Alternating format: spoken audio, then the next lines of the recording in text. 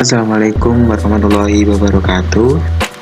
Kami dari kelompok 1 akan menjelaskan mengenai pengertian asal mula dan dasar-dasar asuransi syariah. Yang beranggotakan Nina Saprinawati, Siti Nur Khalifah, Selva Oktavia Salsabila, dan Muhammad Arya Quratulain Al-Banjari. Yang pertama akan dibahas mengenai pengertian asuransi.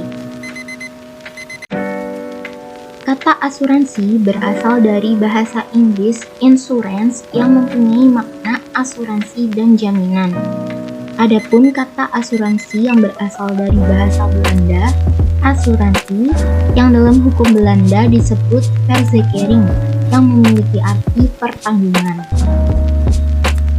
Selanjutnya banyak definisi-definisi dari asuransi. Yang pertama yaitu menurut Robert E. Meher. Di sini Robert E. Meher menjelaskan bahwa asuransi adalah suatu alat untuk mengurangi resiko dengan menggabungkan sejumlah unit-unit yang beresiko agar kerugian individu secara kolektif dapat diprediksi. Kerugian yang dapat diprediksi tersebut kemudian dibagi dan didistribusikan secara proporsional di antara semua unit-unit dalam gabungan tersebut. Yang kedua, yaitu dalam Kitab Undang-Undang Hukum Dagang KUHD, pasal 246 dijelaskan bahwa yang dimaksud dengan asuransi atau pertanggungan adalah suatu perjanjian timbal balik, di mana seorang penanggung mengikatkan diri kepada seorang tertanggung dengan menerima suatu premi untuk memberikan penggantian kepadanya karena suatu kerugian, kerusakan, atau kehilangan keuntungan yang diharapkan yang mungkin akan dideritanya karena suatu peristiwa tertentu. Yang terakhir yaitu dalam Undang-Undang Republik Indonesia Nomor 2 Tahun 1992 tentang usaha perasuransian. Di sini dijelaskan bahwa asuransi atau pertanggungan merupakan perjanjian antara dua pihak atau lebih, di mana pihak penanggung mengikatkan diri kepada tertanggung dengan menerima premi asuransi untuk memberikan penggantian kepada tertanggung karena kerugian, kerusakan, atau kehilangan keuntungan yang diharapkan, atau tanggung jawab hukum kepada pihak ketiga yang mungkin akan diderita tertanggung, yang timbul dari suatu peristiwa yang tidak pasti, atau memberikan suatu pembayaran yang didasarkan atas meninggal atau hidupnya seseorang yang dipertanggungkan. Selanjutnya, di dalam bahasa Arab, asuransi syariah mempunyai beberapa padanan, yaitu yang pertama takaful, yang kedua takmim, dan yang ketiga tadamun. Apa sih yang dimaksud dengan takaful, takmim, dan tadamun? Mari kita bahas bersama-sama. Yang pertama yaitu takaful, berasal dari takafala yatakafalu, yang artinya menjamin atau saling menanggung. Kata takaful tidak dijumpai dalam Al-Quran, akan tetapi ada sejumlah kata yang seakar dengan takaful, seperti dalam surah At-Toha ayat 40. Bismillahirrahmanirrahim. Istamshi uktuka fatakulu hal adulukum ala may yakfuluhu, yang artinya ketika saudara wanita Musa berjalan lalu berkata kepada Firaun, bolehkah saya menunjukkan kepadamu orang yang memeliharanya? Pengertian memelihara manusia dalam hal ini adalah Bani Musa. Takaful dalam pengertian muamalah adalah saling memikul resiko di antara sesama orang sehingga antara satu dengan yang lainnya menjadi penanggung atas resiko yang lainnya. Takaful dalam pengertian muamalah ditegakkan di atas 3 prinsip dasar. Yang pertama, saling bertanggung jawab. Yang kedua, saling bekerja sama dan saling membantu. Dan yang ketiga, saling melindungi.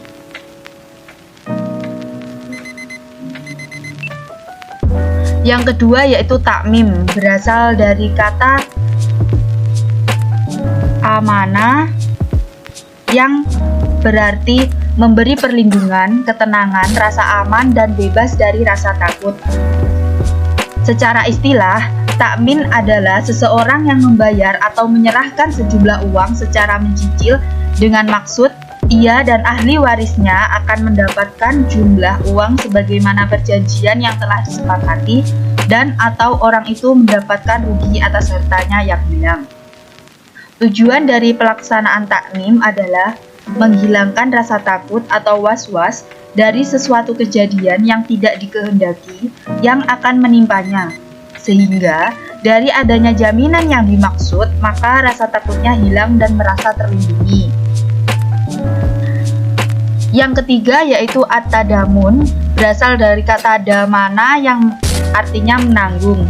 Secara bahasa, tadamun berarti menanggung, secara istilah berarti seseorang yang menanggung untuk memberikan sesuatu kepada orang yang ditanggung berupa pengganti atau sejumlah uang atau barang karena adanya musibah yang menimpanya tertanggung dengan tujuan untuk menutupi kerugian atas suatu peristiwa dan musibah. Berdasarkan pengertian-pengertian tersebut, Dewan Syariah Nasional Majelis Ulama Indonesia DSN MUI memberikan pengertian asuransi syariah adalah usaha saling melindungi dan tolong-menolong di antara sejumlah orang atau pihak melalui dana investasi dalam bentuk aset atau tabarruk yang memberikan pola pengembalian untuk menghadapi resiko tertentu melalui akad yang sesuai dengan syariah. Dari definisi, tampak bahwa asuransi syariah bersifat saling melindungi dan tolong-menolong yang disebut dengan ta'awun, yaitu prinsip hidup saling melindungi dan tolong-menolong atas dasar ukhuwah Islamiyah antara sesama anggota peserta asuransi syariah dalam menghadapi resiko. Selanjutnya membahas tentang asal mula asuransi syariah atau al-aqilah.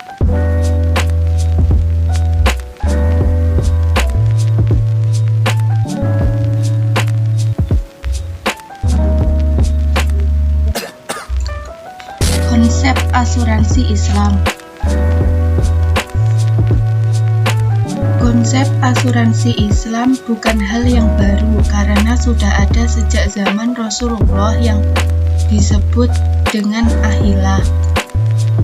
Yang pertama menurut Thomas Partridge, yang kedua menurut Dr. Muhammad Muhsin Han, yang ketiga menurut Syekh Ibnu Hajar al-Asqalani, dan yang keempat dalam bahasa Arab.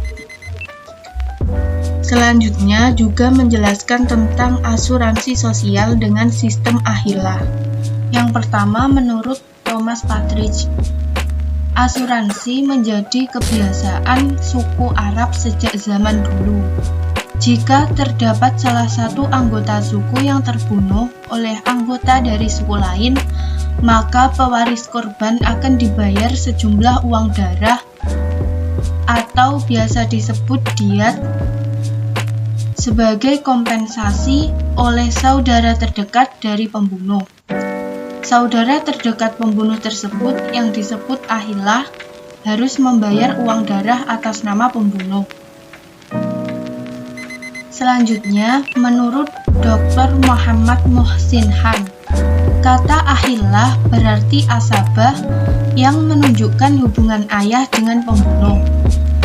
Sehingga ahilah pada suku Arab zaman dahulu harus siap untuk melakukan kontribusi finansial atas nama pembunuh untuk membayar pewaris korban.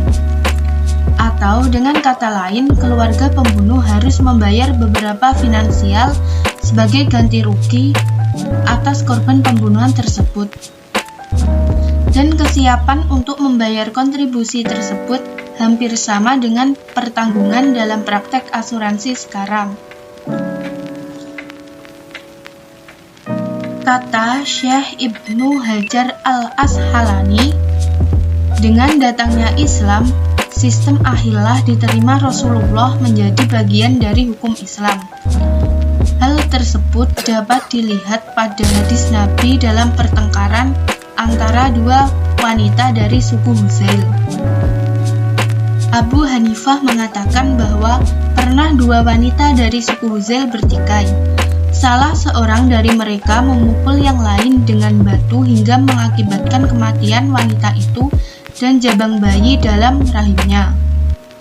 Pewaris korban membawa kejadian itu ke pengadilan. Nabi Muhammad memberikan keputusan bahwa kompensasi bagi pembunuh anak bayi adalah membebaskan seorang budak laki-laki atau wanita.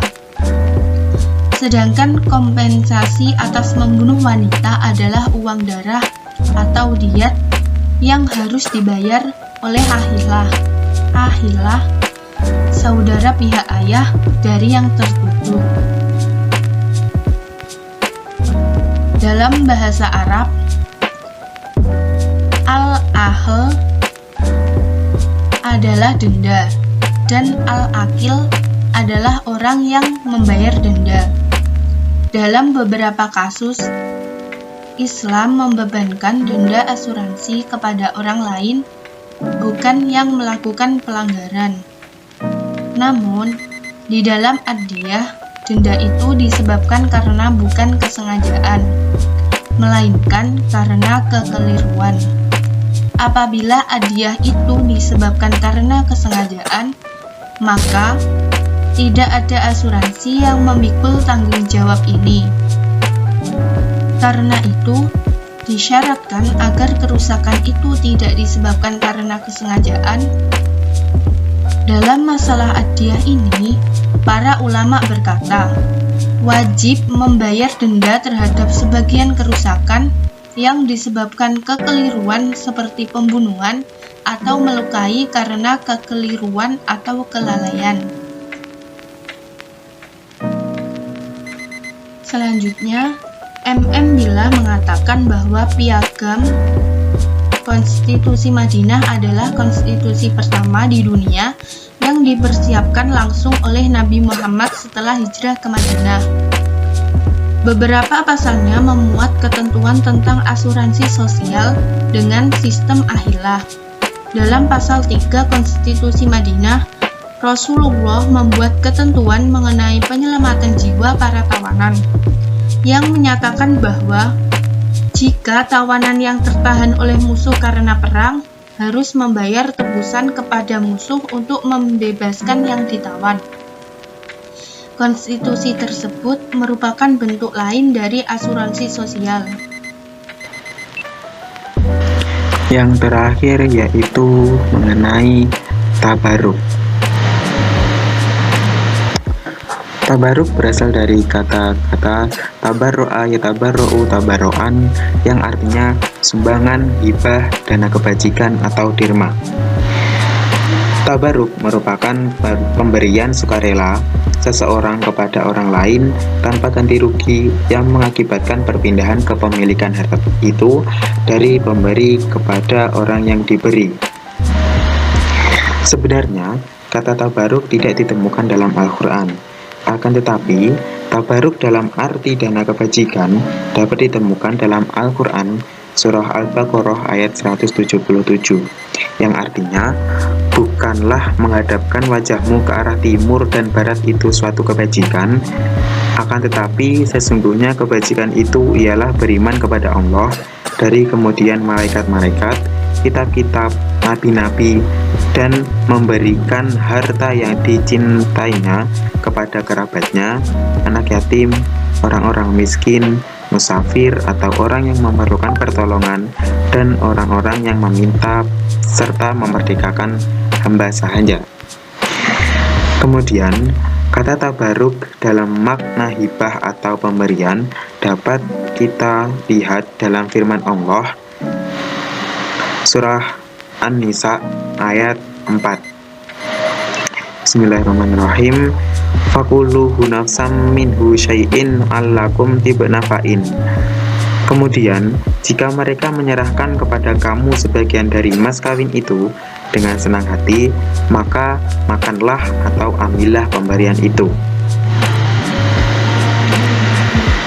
Dalam konteks akad dalam asuransi syariah, Tabaruk bermaksud memberikan dana kebajikan dengan niat ikhlas untuk tujuan saling membantu di antara sesama peserta tafakul atau peserta asuransi syariah. Akad tabaruk adalah semua bentuk akad yang dilakukan dengan tujuan kebaikan dan tolong-menolong, bukan semata untuk tujuan komersial.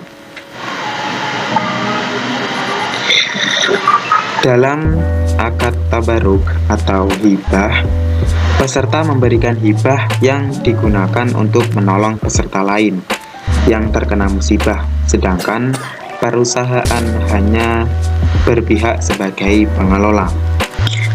Mendermakan atau memberikan sebagian harta dengan tujuan untuk membantu seseorang dalam menghadapi kesulitan yang sangat dianjurkan dalam Islam.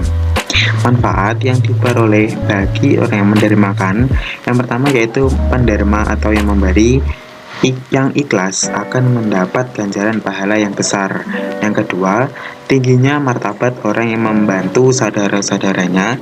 Yang ketiga, Allah memudahkan dan melapangkan jalan bagi orang yang senantiasa menafkahkan sebagian hartanya di jalan Allah.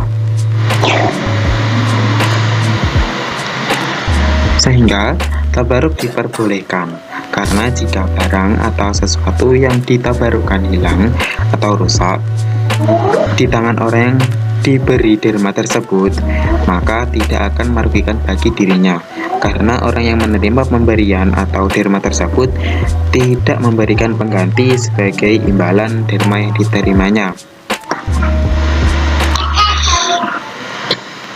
Dalam bisnis asuransi syariah, melalui akad khusus, kemanfaatan dana tabaruk hanya terbatas pada peserta asuransi saja.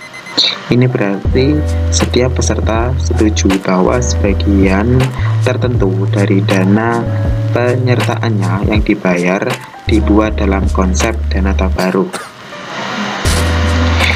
Dengan kata lain, kumpulan dana tabaruk yang hanya dapat digunakan untuk kepentingan para peserta asuransi saja yang mendapat musibah.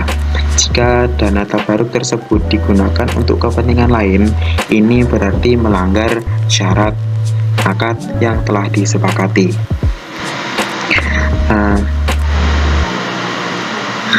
Sekian dari penjelasan yang kami sampaikan.